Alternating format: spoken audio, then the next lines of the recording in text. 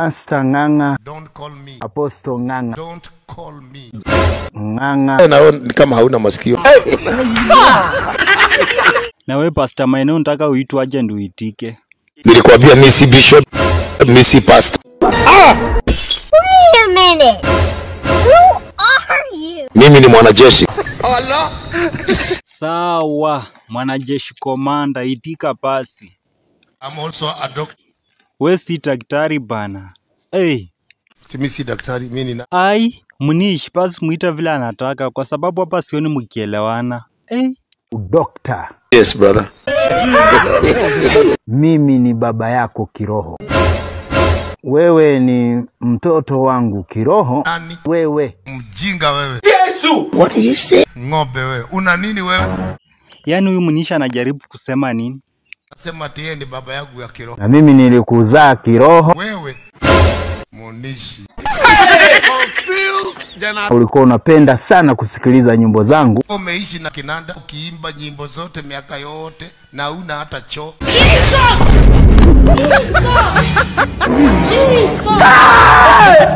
Lakini kiroho mimi ninakuzidi. Nganga gani unaongea habari yake? Wewe. Hujaokoka.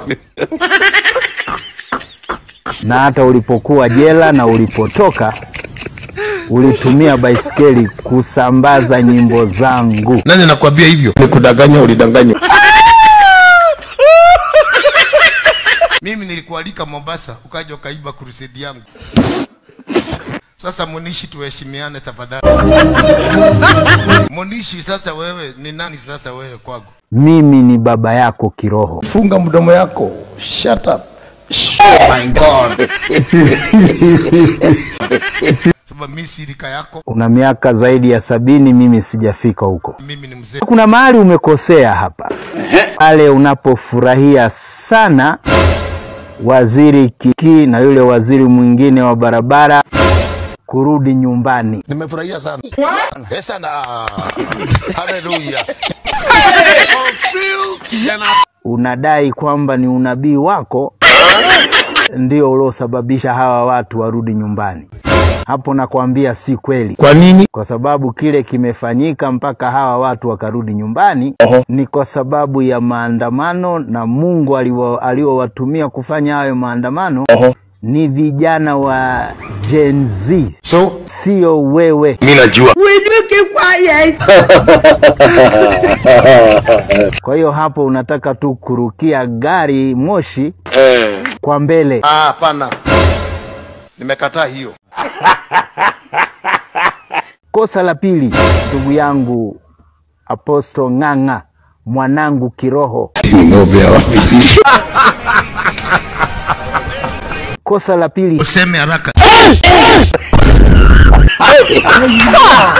hata kama hao mawaziri wangekuwa maadui zako, Yes. Biblia haituruhusu kuwaombea wa mabaya. Oh yeah. Wala Biblia haituruhusu kuwalaani.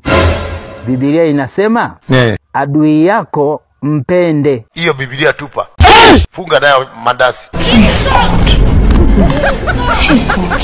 Akiwa na njaa mlishe, akiwa na kiu mnyweshe. Siwezi. Hiyo utakuwa umempalia makaa ya moto kichwani mwake. Stupid woman. Come again. Stupid woman.